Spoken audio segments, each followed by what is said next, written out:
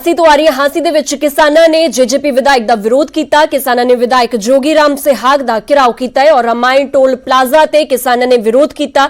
हिसार तो दिल्ली जा रहे सन विधायक जोगी राम, जिथे कि उन्हां दा विरोध करन वास्ते किसान जुट गए और बरवाड़ा तो जेजेपी विधायक ने जोगी राम, जिन्हां दे विरोध दे विच किसान जुट गए और उन्हां वल्लों प्रदर्शन कीता गया। तुहानूं दस दें कि खेती कानूनां नूं लैके लगातार किसानां दा अंदोलन जारी है और जिथे भी जेजेपी या फिर बीजेपी दे विधायक या फिर कोई भी आगू पहुंचते हैं तो किसानां वल्लों वध चढ़ के उन्हां दा विरोध किया जाता है। और ताज़ा मामला हांसी तो सामने आया है। हांसी दे विच किसानां ने जेजेपी विधायक जोगी राम सिहाग दा विरोध किया है और जदों हिसार तो दिल्ली जा रही सी विधायक जोगी राम तो उस वेले किसानां ने उन्होंने घेराबंदी करके उन्होंने विरोध किया। रामायण टोल प्लाजा ते किसानां ने विरोध किया। बरवाड़ा तो जेजेपी विधायक ने जोगी राम सिहाग।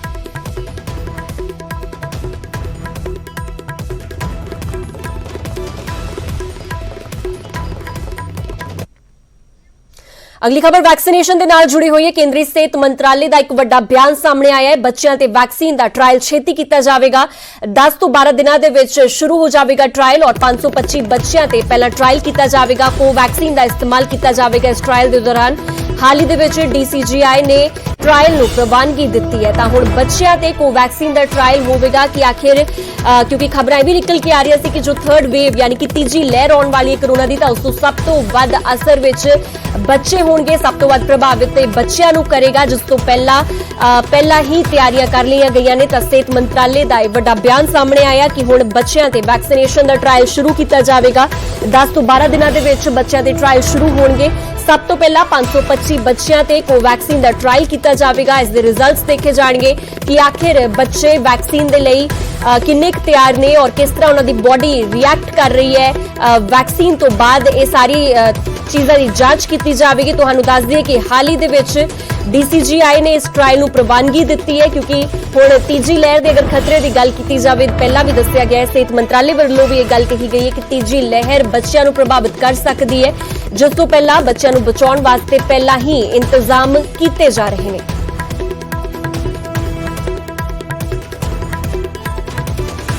उधर कोरोना ते केंद्र सरकार का भी एक बड़ा बयान सामने आया। देश दे विच कोरोना दे नाल 2% तो घट आबादी इस वेले सिर्फ प्रभावित हुई है। 98% आबादी ते अजे भी कोरोना का खतरा मंडरा रहा है। केंद्र सरकार वालों एक गल एक बड़ा बयान दिता गया। कोरोना नूं लैके वरतनी होवेगी होर भी ज्यादा चौकसी। केंद्र सरकार वालों अपील भी की गई है लोगों को कि इस वेले लापरवाही वास्ते कोई भी जगह ना छड्डो क्योंकि अजे सिर्फ जिन्नी भी आबादी है पूरी साडे देश दी, भारत की जिन्नी भी आबादी है उसदे विचों हजे सिर्फ महज 2% लोगों नूं ही कोरोना वायरस अफेक्ट कर चुका है, प्रभावित कर चुका है। हजे 98% लोग होर बचे ने जिन्हां ते अजे भी खतरा मंडरा रहा है। इस करके कोरोना नूं इस वेले हल्के दे विच बिल्कुल भी लेना नहीं चाहिए और चौकसी हर हाल दे विच वरतनी चाहिए है।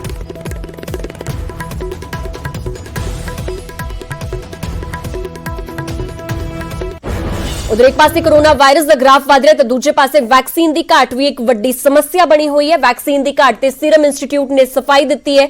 सीरम के CEO आधार पूनावाला का एक बयान सामने आया। उन्होंने कहा कि आबादी के हिसाब के नाल भारत दुनिया का दूजा वड्डा देश है।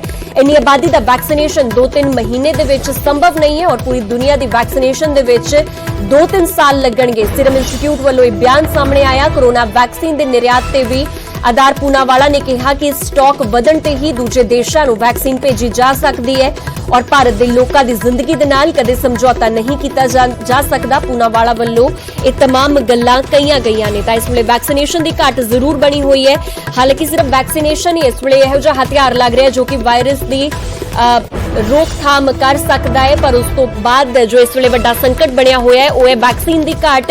और वैक्सीन की घाट ते ही हुण सीरम इंस्टीट्यूट ने अपनी सफाई दी है क्योंकि सीरम इंस्टीट्यूट वालों वैक्सीन इस वेले बनाई जा रही है। और सीरम के CEO आधार पूनावाला का हुण बयान भी सामने आया। उन्होंने कहा कि आबादी के हिसाब के नाल ही भारत दुनिया का दूजा वड्डा देश है और इन्नी आबादी का वैक्सीनेशन 2-3 महीने दे विच होना संभव नहीं है और इस वेले हर संभव कोशिश की जा रही है कि किस तरह अपने सिटीजन्स नूं, अपने लोगों तक वैक्सीनेशन पहुंचाई जा सके।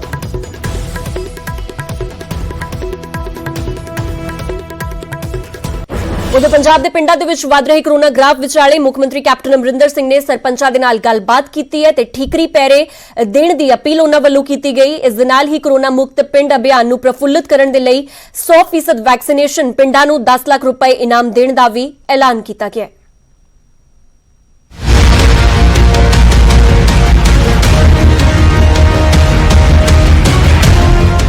ਆ ਜਿਹੜੀਆਂ ਗੱਲਾਂ ਨੇ ਨਾ ਕਿ ਜਿਹੜੇ ਆਪਣੇ ਆਪ ਹੀ ਆਪਾਂ ਡਾਕਟਰ ਬਣ ਜਾਂਦੇ ਨੇ, ਤਰਪਤ ਜੀ ਨੂੰ ਦੱਸਿਆ ਆਪਾਂ ਕਿਸੇ ਡਾਕਟਰ ਬਣ ਸਕਦੇ ਹਾਂ। ਅਗਰ ਸਾਨੂੰ ਕੋਈ ਚੀਜ਼ ਹੋਏ, ਕੋਈ ਸਾਡਾ ਸਿਰ ਦਰਦ ਕਰੇ, ਸਾਡਾ ਗਲਾ ਖਰਾਬ ਹੋਏ, ਸਾਨੂੰ ਜ਼ੁਕਾਮ ਹੋਏ, ਸਾਡਾ ਛਾਤੀ ਦੇ ਦਰਦ ਹੈ, ਬਦਨ ਚ ਦਰਦ ਹੈ, ਤਾਂ ਜਾਓ ਆਪਣੇ ਡਾਕਟਰ ਕੋਲ। ਸ਼ਹਿਰਾਂ ਦੇ ਵਿੱਚ ਕਰੋਨਾ ਦਾ ਗ੍ਰਾਫ ਡਿੱਗਿਆ ਤਾਂ ਪਿੰਡਾਂ ਨੇ ਇਸ ਵਾਰ ਟੈਨਸ਼ਨ ਵਧਾ ਦਿੱਤੀ ਹੈ। ਇਸ ਲਈ ਖੁਦ ਮੁੱਖ ਮੰਤਰੀ ਕੈਪਟਨ ਅਮਰਿੰਦਰ ਸਿੰਘ ਨੇ ਕਮਾਂਡ ਸੰਭਾਲੀ ਅਤੇ ਸਿੱਧੇ ਸਰਪੰਚਾਂ ਦੇ ਨਾਲ ਸੰਵਾਦ ਕੀਤਾ ਹੈ। ਵਰਚੁਅਲ ਮੀਟਿੰਗ ਦੇ ਜ਼ਰੀਏ ਜ਼ਮੀਨੀ ਹਕੀਕਤ ਜਾਣੀ ਅਤੇ ਨਾਲ ਹੀ ਨਸੀਹਤ ਦਿੱਤੀ ਹੈ ਕਿ ਪਿੰਡਾਂ ਦੇ ਅੰਦਰ ਅਜਿਹੀਆਂ ਗਲਤੀਆਂ ਨਾ ਕੀਤੀਆਂ ਜਾਣ ਜਿਸ ਨਾਲ ਕਰੋਨਾ ਨੂੰ ਪੈਰ ਪਸਾਰਨ ਦਾ ਮੌਕਾ ਮਿਲ ਜਾਵੇ।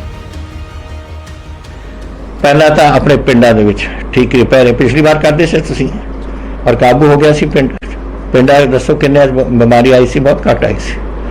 ਹੁਣ ਤੁਸੀਂ ਠੀਕਰੀ ਪੈਰੇ ਛੱਡਤੇ, ਲੋਕਾਂ ਨੂੰ ਆਉਣ ਦੇਣਾ। ਜਿਹੜਾ ਕਿਸੇ ਅਗਰ ਕੋਈ ਪਿੰਡ ਵਾਲੇ ਨੂੰ ਬਿਮਾਰੀ ਆ ਉਹਦਾ ਤਾਂ ਇਲਾਜ ਕਰਾਓ। ਅਗਰ ਕੋਈ ਬਾਹਰੋਂ ਆ ਕੇ ਬਿਮਾਰੀ ਲਿਆਉਂਦਾ ਵਿੱਚ ਉਹਨੂੰ ਰੋਕੋ ਔਰ ਕਹੋ ਭਾਈ ਜਦ ਤੱਕ ਤੂੰ ਆਪਣਾ ਠੀਕ ਨਹੀਂ ਕਰਾਏਗਾ ਅਸੀਂ ਤੇਰੇ ਸਾਡੇ ਪਿੰਡ ਵਿੱਚ ਨਹੀਂ ਆਉਣ ਦੇਣਾ, ਸਾਡੇ ਪਿੰਡ ਨੂੰ ਤੇ ਖਰਾਬ ਕਰੋ। ਪਿੰਡਾਂ ਦੇ ਵਿੱਚ ਵੈਕਸੀਨੇਸ਼ਨ ਤੇ ਟੈਸਟਿੰਗ ਦੀ ਹੌਲੀ ਰਫ਼ਤਾਰ ਸਭ ਤੋਂ ਜ਼ਿਆਦਾ ਪਰੇਸ਼ਾਨ ਕਰ ਰਹੀ ਹੈ। ਇਸ ਲਈ ਮੁੱਖ ਮੰਤਰੀ ਨੇ ਪਿੰਡਾਂ ਦੇ ਨੁਮਾਇੰਦਿਆਂ ਨੂੰ ਅਪੀਲ ਕੀਤੀ ਹੈ ਕਿ ਉਹ ਲੋਕਾਂ ਨੂੰ ਇਸ ਦੇ ਲਈ ਜਾਗਰੂਕ ਕਰਨ ਅਤੇ ਨਾਲ ਹੀ ਐਲਾਨ ਵੀ ਕਰ ਦਿੱਤਾ ਹੈ ਕਿ 100% ਵੈਕਸੀਨੇਸ਼ਨ ਵਾਲੇ ਪਿੰਡਾਂ ਨੂੰ ਖਾਸ ਗ੍ਰਾਂਟ ਮਿਲੇਗੀ। ਜਿਹੜਾ ਪਿੰਡ 100% ਵੈਕਸੀਨੇਸ਼ਨ ਕਰੂਗਾ ਹੁਣ ਮੈਂ 10 ਲੱਖ ਦਾ ਗ੍ਰਾਂਟ ਦੇਵਾਂਗਾ ਆਪਣੀ ਡਿਵੈਲਪਮੈਂਟ ਵਾਸਤੇ। ਹੁਣ ਨੋਟ ਕਰ ਲਓ, ਜਿੰਨੇ ਵੈਕਸੀਨ, ਮੈਨੂੰ ਪਤਾ ਵੈਕਸੀਨੇਸ਼ਨ ਦਾ ਕੋਈ ਡਰ ਹੈ, ਪਰ ਜਦ ਆਓ ਲੱਗ ਜਾਓ ਲਾਈਨਾਂ ਦੇ ਵਿੱਚ ਔਰ ਕਰਾ ਲਓ ਆਪਣੀ ਵੈਕਸੀਨੇਸ਼ਨ ਔਰ ਤੁਹਾਡੀ ਗ੍ਰਾਂਟ ਮੈਂ ਦੇ ਦੂੰਗਾ। ਜੋ ਕੁਝ ਤੁਸੀਂ ਆਪਣੇ ਪਿੰਡ 'ਚ ਕਰਾਉਣਾ ਤੁਸੀਂ ਕਰਾ ਲਓ। ਪੰਜਾਬ ਦੇ ਅੰਦਰ ਕਰੋਨਾ ਦੇ ਜ਼ਿਆਦਾਤਰ ਮਾਮਲੇ ਐਸੇ ਨੇ ਜਿਨ੍ਹਾਂ ਵਿੱਚ ਮਰੀਜ਼ ਨੂੰ ਗੰਭੀਰ ਹਾਲਤ ਦੇ ਵਿੱਚ ਹਸਪਤਾਲ ਪਹੁੰਚਾਇਆ ਜਾਂਦਾ ਹੈ।